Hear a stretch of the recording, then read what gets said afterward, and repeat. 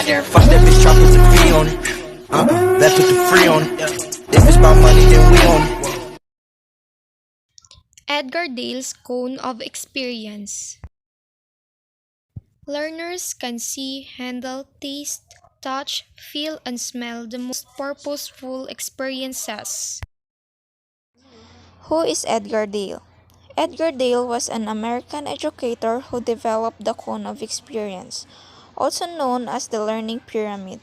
He made several contributions to audio and visual instruction, including a methodology for analyzing the content of motion pictures. Edgar Dale, born in 1900s at the dawn of a new millennium. Edgar Dale's work continues to influence educational technologies in the 21st century. Dale grew up on a North Dakota farm, and according to Wagner, he retained the no-nonsense thinking habits and strong work ethic of his Scandinavian forebears throughout his illustrious career. While working on the family farm and later as a teacher in a small rural school, Dale earned both his bachelor's and master's degrees from the University of North Dakota, partially through correspondence courses. In 1929, he completed a PhD at the University of Chicago, and then joined the Eastman Kodak Company, where he collaborated on some of the earliest studies of learning from film. Interestingly, although many of these early studies were experimental ones designed to compare learning from film with other media, Dale later expressed disdain for such studies, according to Devaney and Butler. In addition to his own prolific scholarship, Edgar Dale mentored an outstanding cadre of doctoral students during his long role as a professor at Ohio State University, including Genia Chall and James Finn. Dale also served as president of the Division of Visual Instruction of the National Education Association from 1937 to 1938, the professional association that is now known as the Association of Educational Communications and Technology. Edgar Dale Cone of Experience. What is the importance of Edgar Dale Cone of Experience? Dale's cone is one of the most important theoretical foundations of IT. Hence, the cone makes connection between concrete and abstract ideas, which is one of the main principles of teaching and learning. It also helps the professionals to select media on the basis of the experiences aimed to transfer students. What is the importance of Edgar Dale Cone of Experience? Dale's cone is one of the most important theoretical foundation in IT. Hence, the cone makes connection between concrete and abstract ideas, which is one of the main principles of teaching and learning. It also helps the professionals to select media on the basis of experiences aimed to transfer students. How did Edgar Dale introduce the cone of experience?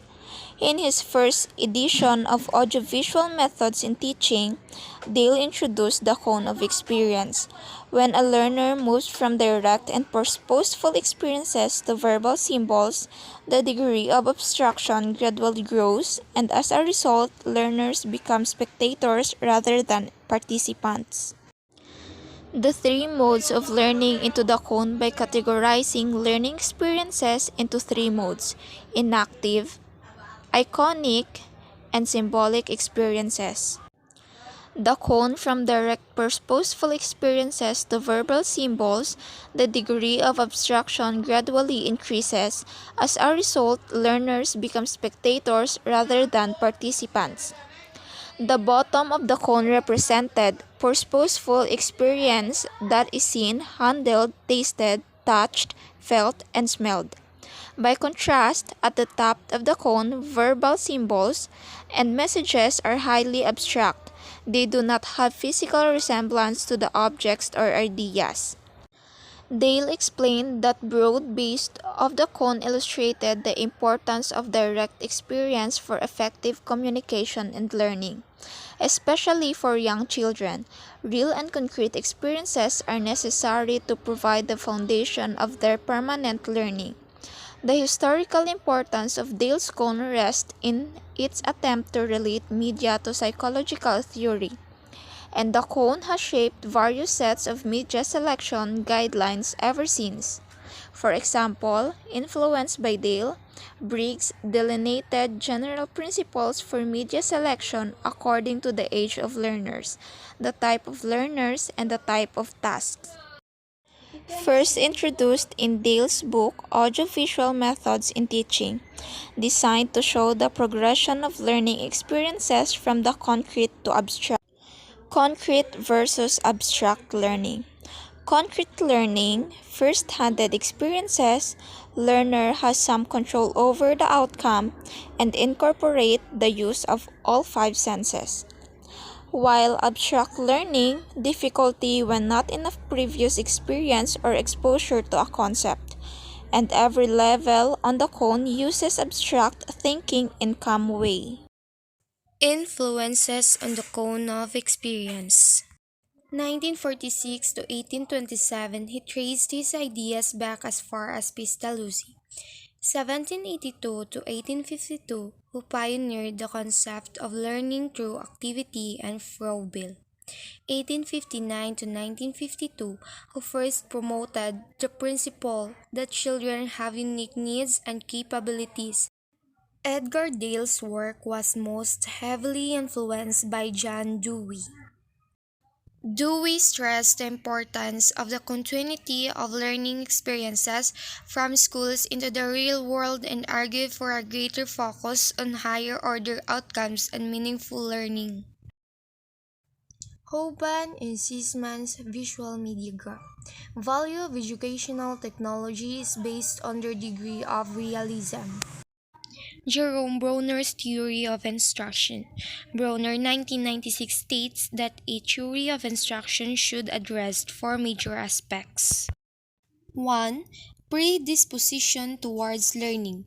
This feature specifically states the experiences which move the learner towards a love of learning in general or of learning something in particular. 2. Structure knowledge. It is possible to structure knowledge in a way that enables the learner to the most readily grasp the information. Modes of representation: visual, words, symbols. Effective sequencing. No one sequencing will fit every learner, but in general, increasing difficulty. The three levels in the learning process: inactive, direct experience; iconic, representation; symbolic, words or visual symbols. Intentions of the cone of experience. Dale, 1969, wrote that may lead to a more useful way of thinking about audiovisual materials and their application in the classroom. The levels of the cone are interactive. As one moves up the cone, there is not necessarily an increase in difficulty but rather an increase in abstract thought. Misconceptions of the cone. The following was written by Dale in 1996 in his third edition of Audiovisual Methods in Teaching as a caution against over-simplification and misinterpretation of the cone of experience. Perhaps the cone of experience has already helped to remind you of some important ideas about communication, learning, and concept development. It overemphasizes the use of instructional media. Dale's cone of experience is a widely misunderstood model. Despite this, it remains useful even for today's withered instructional designers. After all, it showcases how we can use a variety of materials and mediums to maximize learners' experiences. It also helps us to think about the sensory impact of our learning content. Dale's cone of experience is a visual model that is composed of 11 stages, starting from concrete experiences at the bottom of the cone. Then it becomes more and more abstract as it reaches the peak of the cone. Also, according to Dale, the arrangement in the cone is not based on its difficulty but rather based on abstraction and on the number of senses involved. The experiences in each stages can be mixed and are interrelated that fosters more meaningful learning. According to one of the principles in the selection and use of teaching strategies, the more senses that are involved in learning, the more and the better the learning will be, but it does not mean that concrete experience is the only effective experience that educators should use in transferring knowledge to the learner. Like what was mentioned above, the experiences in each stages can be mixed and are interrelated, thus a balance must be achieved between concrete and abstract experiences in order to cater the address and all the need of the learner in all the domains of development and in order to help each learner in the holistic development. Moreover, the generalization about the cone of experience that was presented above is not enough. Actually, we should try to go deeper in each of the components of the cone since educational technology physically revolves around the cone of experience. By going one by one, starting from concrete to abstract, we will understand more the different components of the cone that will help us in grasping the real meaning of educational technology. To expand on each of the components, let us begin with the direct purposeful experiences. These are first-hand experiences which serve as the foundation of learning. In this level, more senses are used in order to build up the knowledge. Also in this level, the learner learns by doing things by him or herself. Learning happens through actual hands-on experiences.